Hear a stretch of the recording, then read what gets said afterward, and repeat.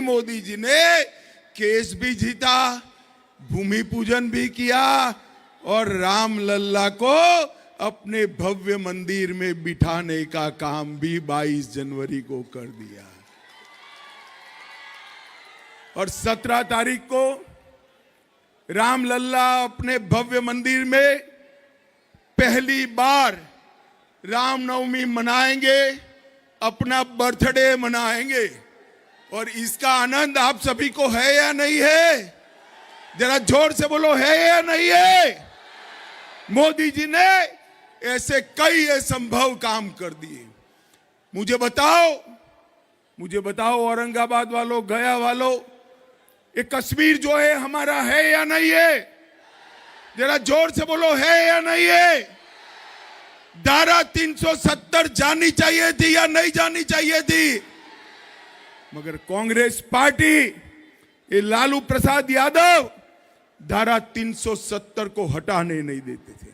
मोदी जी ने 5 अगस्त 2019 को धारा 370 को समाप्त कर दिया और कश्मीर को हमेशा के लिए भारत का हिस्सा बनाया। कांग्रेस के जमाने में 10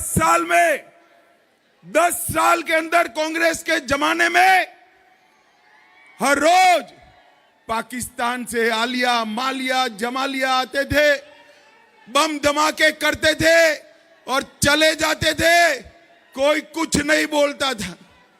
मोदी जी आए, उरी में किया, पुलवामा में किया, मगर ये आतंकवादी भूल गए एक कांग्रेस की सरकार नहीं है, भाजपा सरकार है और मनमोहन सिंह जी नहीं है, नरेंद्र मोदी प्रधानमंत्री है।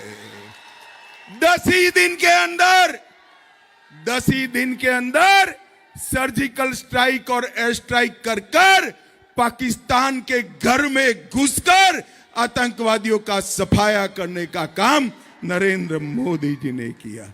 भाइयों और बहनों, मोदी जी ने 10 साल में देश के करोड़ों गरीबों के लिए 80 करोड़ गरीबों को 5 किलो प्रति माह प्रति व्यक्ति मुफ्त राशन दिया, 12 करोड़ शौचालय बनाए, 4 करोड़ लोगों को घर दिया, 10 करोड़ से ज्यादा लोगों को गैस का कनेक्शन दिया, 14 करोड़ लोगों को नल से जल दिया और 60 करोड़ लोगों को 5 लाख तक का मुफ्त इलाज देने का काम नरेंद्र मोदी जी ने किया।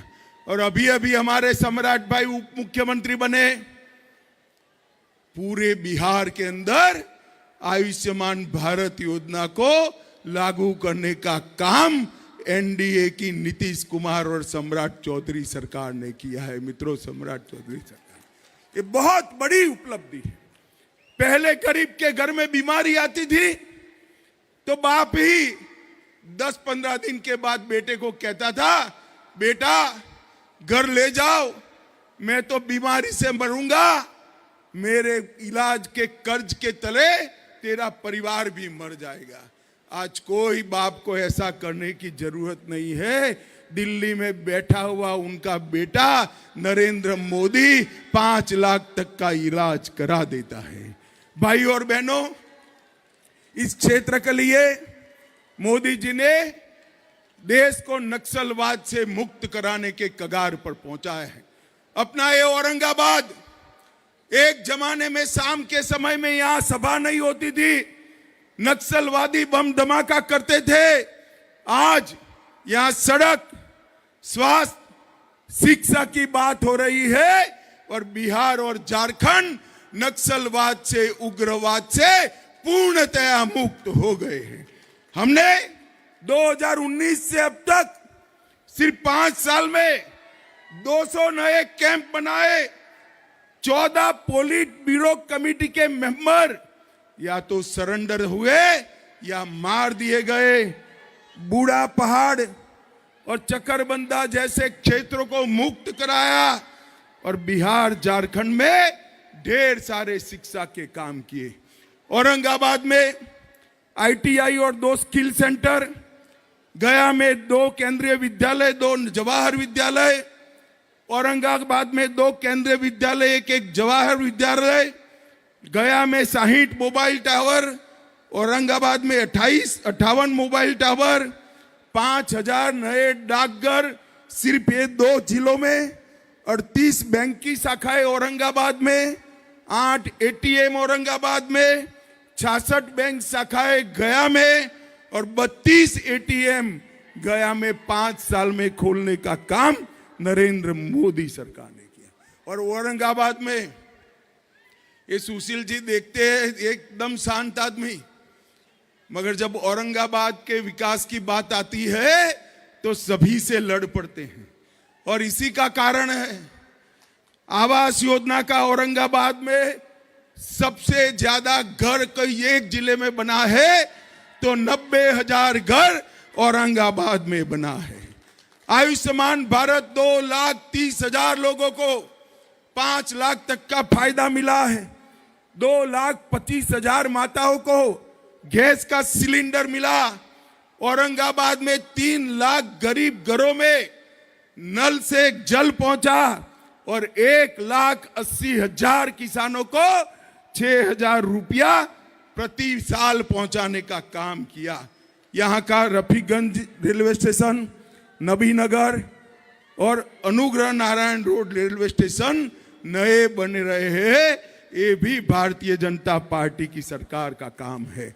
एनटीपीसी के प्लांट का शुरुआत हुआ। एक नया एक्सप्रेस वे बन रहा है। पटना औरंगाबाद नेशनल हाईवे का सर्वे का काम चल रहा है और सोन नदी पर बना एक पुल हमारे लिए आशीर्वाद के समान है। मित्रों, ढेर सारे काम किए। मुझे बताओ भाइयों बहनों, 10 साल में एक कांग्रेस पार्टी की सरकार थी, कुछ किया था क्या? किया था? मोदी सरकार ने 10 साल में 15 लाख करोड़ से ज्यादा काम नए मोदी जी की पैकेज के अलावे नए काम करने का काम नरेंद्र मोदी जी ने किया है। और मित्रों, एक कांग्रेस पार्टी तुष्टीकरण करने वाली पार्टी, कांग्रेस की 4 पीढ़ियां, नेहरू जी, इंदिरा जी, राजीव जी, सोनिया जी और अब राहुल जी, सारे के सारे लोग तुष्टीकरण में मानते हैं। इन्होंने कहा है कि हम मुस्लिम पर्सनल लॉ को फिर से लाएंगे। भाई मुझे बताओ, ट्रिपल तलाक समाप्त होना चाहिए या नहीं होना चाहिए? जरा जोर से बोलो, होना चाहिए या नहीं होना चाहिए? धारा 370 जानी चाहिए या नहीं जानी चाहिए? यूसीसी आना चाहिए या नहीं आना चाहिए? कांग्रेस पार्टी तुष्टीकरण की राजनीति करती है।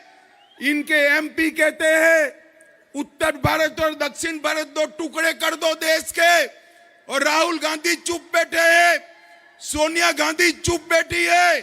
अरे कांग्रेस वालों, शर्म करो, शर्म करो। कितनी बार देश तोड़ोगे? एक बार 47 में तोड़ दिया। अब मैं कहता हूं आपकी हिम्मत नहीं है, हिम्मत कर दिखाओ। ये नरेंद्र मोदी का राज है, ये देश को हम टूटने नहीं देंगे मित्रों, नहीं देंगे। कांग्रेस पार्टी वोट बैंक के लिए कुछ भी करती है। मुझे बताओ भाई, पीएफआई पर बैन लगाना चाहिए या नहीं लगाना चाहिए? इसका भी ये विरोध करते हैं। राष्ट्रीय जनता दल के नेता हमारे रामचरितमानस का विरोध करते हैं। राजद के नेता वंदे मातरम गाने का विरोध करते हैं। मित्रों, ये लोग विकास नहीं कर सकते, ये लोग देश को एक नहीं सकते। ये कर सकते हैं तो केवल और केवल भ्रष्टाचार कर सकते हैं, भ्रष्टाचार कर सकते हैं। ये दोनों पार्टियां, कांग्रेस पार्टी और आरजेडी, 12 लाख करोड़ के घपले, घोटाले, भ्रष्टाचार किए, 45 से ज्यादा स्कैम किए हैं और अभी भी मन नहीं भरा है। अरे शासन कैसा करना चाहिए मैं बताता हूं। 23 साल से मोदी जी मुख्यमंत्री और प्रधानमंत्री है। मोदी जी पर चार आने का भ्रष्टाचार का आरोप कोई नहीं लगा सका मित्रों, कोई नहीं लगा सका। ऐसा नेतृत्व चाहिए। भाई और बहनों, अभी कुछ लोग सहारा के पेमेंट की डिमांड कर रहे थे। सुनो ना भाई, काम की बात बताता हूं। कुछ लोग, बैठ जाओ, मैं समझता हूं, बैठ जाओ।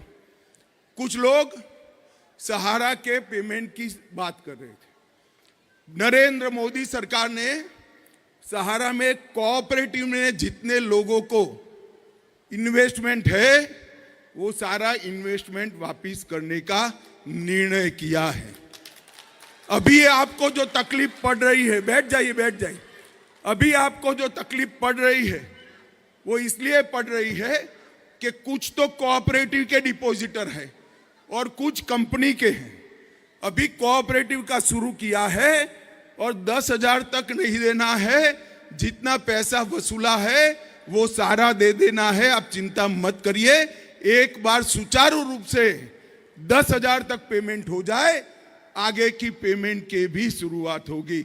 और मोदी जी ने कहा है ये 12 लाख करोड़ रुपया जो घर में डाला है ना, अभी झारखंड में किसी के घर से 350 करोड़ रुपया, कांग्रेस के सांसद 350 करोड़ रुपया, नोट गिनने वाले मशीन 25 मशीन गर्म हो गए, मगर वो थकते नहीं है, गिन नहीं पाए।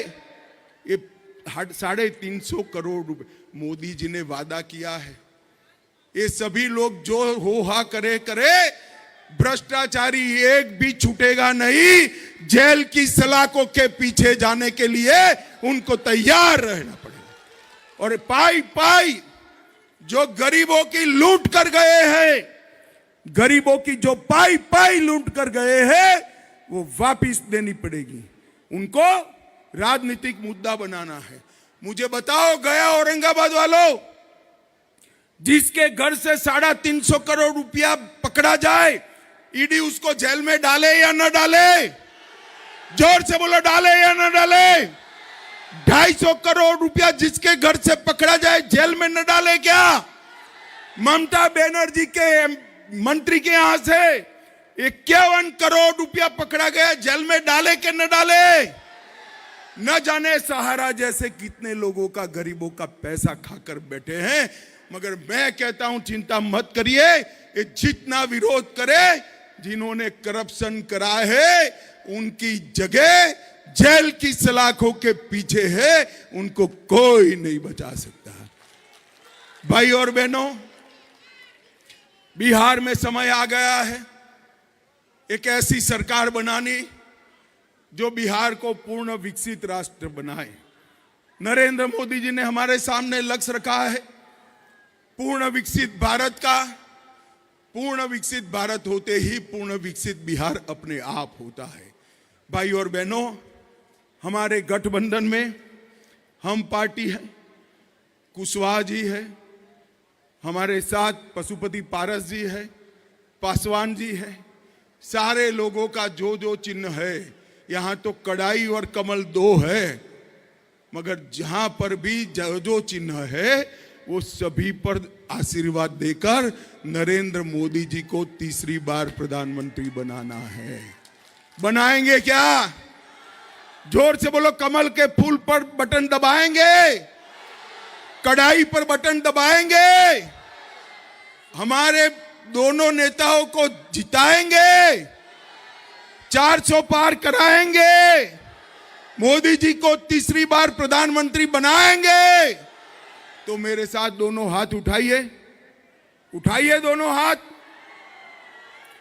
विजय के संकल्प की मुट्ठी भींचिए और प्रचंड आवाज से बोलिए, भारत माता की, भारत माता की, भारत माता की जय श्री राम, जय जय श्री राम।